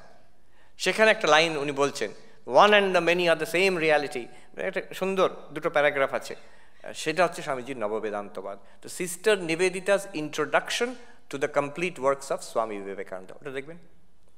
মহারাজ, ইয়েস মহারাজ, শেষ প্রশ্নই বোধ হয়।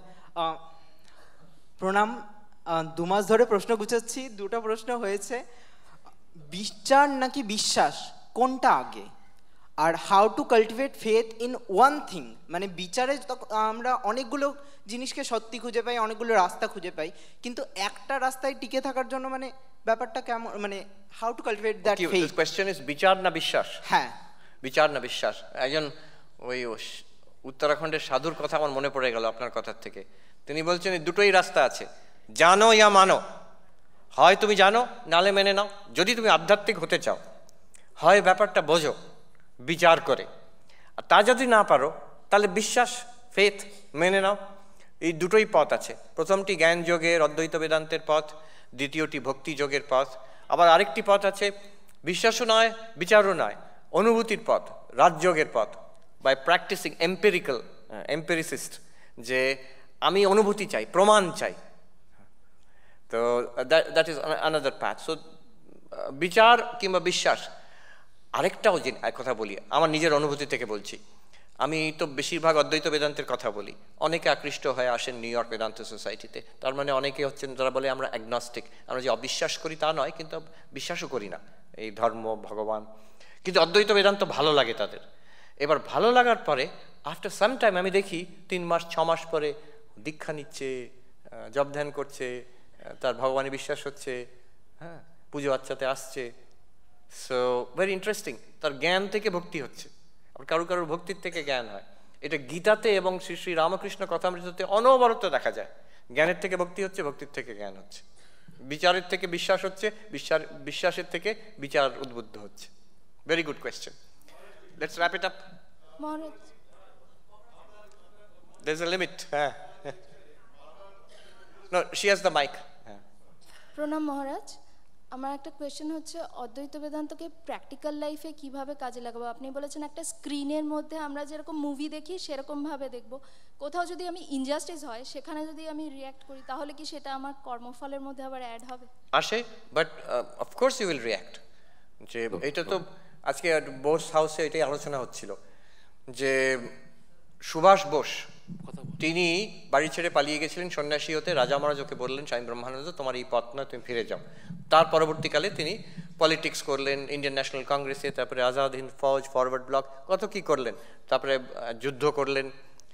তাহলে কি তিনি নন স্পিরিচুয়াল হয়ে গেলেন? No, that's the interesting thing. He got a wider idea of spirituality. আমাদের সিঙ্গাপুরে গেছি, সিঙ্গাপুরের মহারাজ বললেন সেই সময় আমাদের পুরনো যে আশ্রমের বাড়িতে সিঙ্গাপুরে, তখন আজাদ হিন্দ ফৌজ, সেখানে জাপানি মিলিটারি প্রশাসনের সঙ্গে সুভাষ বোস প্রায় আসতেন, সন্ধেবেলা আসতেন, মিলিটারি ইউনিফর্ম খুলে অঙ্গবস্ত্র পরে ওখানে বসে অনেকক্ষণ ধরে ধ্যান করতেন, জপ করতেন।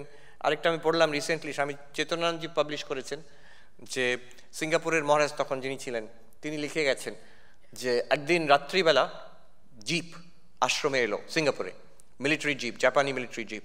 জাপানিজ অফিসার বেরিয়ে এসে বলল যে আপনি আসুন আমাদের সঙ্গে। কোথায় যাব? জাপানিজ মিলিটারি হেডকোয়ার্টার্সে। মাঝরাতে মহারাজকে তুলে নিয়ে গেল যে মিলিটারি জিপ। তো উনি বলছেন আমি ঢুকলাম, মানে কী জন্য ডেকেছে, কী হবে কে জানে। ঢুকে বলছেন ভেতরে দেখলাম সুভাষ বোস বসে আছেন, নেতাজি সুভাষ বোস বসে আছেন। তার সঙ্গে বসে অনেক, সেই মাঝরাতে অনেক আধ্যাত্মিক আলোচনা হলো। তারপরে সুভাষবাবু বলছেন মহারাজ আপনি আমাকে একটা চণ্ডী দিতে পারেন? তো মহারাজ বললেন আমার তো একটাই পার্সোনাল কপি আছে, ওইটা আপনাকে দিচ্ছি। উনি দিয়েছিলেন সেই চণ্ডীটা। তো দেখুন, he was never unspiritual, but he became spiritual in an expanded way. Practical লাইফের মধ্যে শত জিনিস করতে করতে হি ওয়াজ স্পিরিচুয়াল, হি ওয়াজ স্পিরিচুয়াল। বোধহয় এটা শাহনওয়াজ খান নাকি বলেছেন, যিনি ওনার খুব ক্লোজ ছিলেন, বলছেন এরকম একটা ট্রেমেন্ডাসলি টার্বুলেন্ট পার্সোনালিটি উনি রামকৃষ্ণ মিশন থেকে যখন ধ্যান করে বেরোতেন ওনার মুখে একটা অদ্ভুত দীপ্তি দেখা যেত। তো he was deeply spiritual, maybe more spiritual যখন when he was so busy with 100 things. এই বলে শেষ করছি। মহারাজ একটা প্রশ্ন আছে। মহারাজ অনেকে আছে, একটা লাস্ট কোশ্চেন দিন মহারাজ, পরে জিজ্ঞেস করবেন, when I come out জিজ্ঞেস করবেন, we'll wrap it up here. বলে দেবো? আচ্ছা আচ্ছা, বলে দিন ঠিক আছে। মহারাজ আপনার লেকচারেই আমরা পেয়েছি যে আমাদের ধর্মটা এমন যে যেখানে বলা হচ্ছে যে ঈশ্বর আছে, হ্যাঁ আছে, ঈশ্বর নেই আমরা সেটাও বিশ্বাস করছি। আচ্ছা, যদি সেটা হয় তাহলে পৃথিবীর প্রায় সমস্ত ধর্মকেই তো আমরা রেকগনাইজ করছি, তাহলে আমাদের ইউনিকনেসটা কোথায়? অথবা পৃথিবীর সব মানুষই কি তাহলে হিন্দু হয়ে গেল? আবার দেখুন আরেকটা জায়গায় আবুল হাসান বলছেন যে হিন্দু হয়ে জন্মাতে হয়, আবার আপনার রেফারেন্স আজকের লেকচারের প্রথমে আপনি সেই মহিলার কথা বললেন যিনি পুজো করতে যাচ্ছেন অথচ নিজেকে হিন্দু বলতেও অস্বস্তি বোধ করছেন। হ্যাঁ, সেখানে একটা এটা কমপ্লিকেটেড ব্যাপার, কিন্তু কেন তারা অস্বস্তি বোধ করে হিন্দু বলতে? তাদের একটা মাথায় ঢুকে গেছে একটা অপপ্রচার, হিন্দুইজম মানে ওরা বলে 3 C's, কাস্ট, কাউ অ্যান্ড কারি। তারা খালি জাতপাত করে আর গরু পুজো করে আর মাছের ঝোল খায়, কারি, কাস্ট, কাউ অ্যান্ড কারি। তা তো একদম ঠিক নয়। আর যে সবাই হিন্দু হয়ে কি জন্মাতে হয়, দ্যাটস কারেক্ট। হিন্দু হওয়া যায় না, that's correct, but also not correct. হিন্দুইজমের সব প্রশ্নের জবাব, আমি হিন্দুইজম পড়াতে যাই যখন ইউনিভার্সিটিতে, আমি প্রথমেই বলি any question you ask about Hinduism, তার জবাবটা হচ্ছে ইয়েস অ্যান্ড নো, দুটোই হয়। হিন্দুরা কি ঈশ্বরে বিশ্বাস করেন? Yes and no. Samkhya philosophy আছে, ঈশ্বরের কথা বলেই না। আচ্ছা, হিন্দুদের ঈশ্বর কি পুরুষ? Yes and no. মাদার গডেসের ওয়ার্শিপ তো কত আমাদের প্রাচীন। তো এইরকমভাবে হিন্দুদের এত broad conception, but all of them will work. এই রুচি নাম বৈচিত্র্য, বিভিন্ন রুচির মানুষ, বিভিন্ন রকম সাধক বিভিন্ন পথে তাকে পেয়েছেন। তিনি অনন্ত, এত রকম হবে না কেন? এত রকম কেন হবে না? একটাই হবে কেন? যিনি অনন্ত তাকে পাওয়ার জন্য তো অনন্ত রাস্তা হবে। আচ্ছা, হিন্দু হওয়া যায় না তাও ঠিক নয়, হিন্দু হওয়া যায়। একজন ওই যে প্রফেসর জেফরি লংয়ের কথা বললাম, তিনি লিগালি কোর্টে গিয়ে অর্ডার বার করেছেন যে আমি হিন্দু। তিনি আর সেটাকে টেস্ট করেছেন। তো সাহেব ইন্ডিয়াতে একটা গোড়া মন্দিরে গিয়ে, ইন্ডিয়াতে ওইটা দেখিয়ে আমরা ঢুকতে দিল, হ্যাঁ ঢুকতে দিল, ভেতরে ঢুকতে দিল। শুধু উনি সাহেব, উনি হিন্দু হচ্ছেন তা নয়, এখন যারা ভারতীয় ওখানে তাদের হিন্দু মতে বিয়ে করাচ্ছেন, উনি পৌরোহিত্য করছেন তিনি। তো হিন্দু হওয়া যায়, কেন হওয়া যায় না? অলরাইট, লাস্ট ওই মাইক্রোফোনটা দিয়ে দিন। মাইক্রোফোনটা গেল কোথায়? আচ্ছা বলে দিন, আমি শুনতে পাচ্ছি।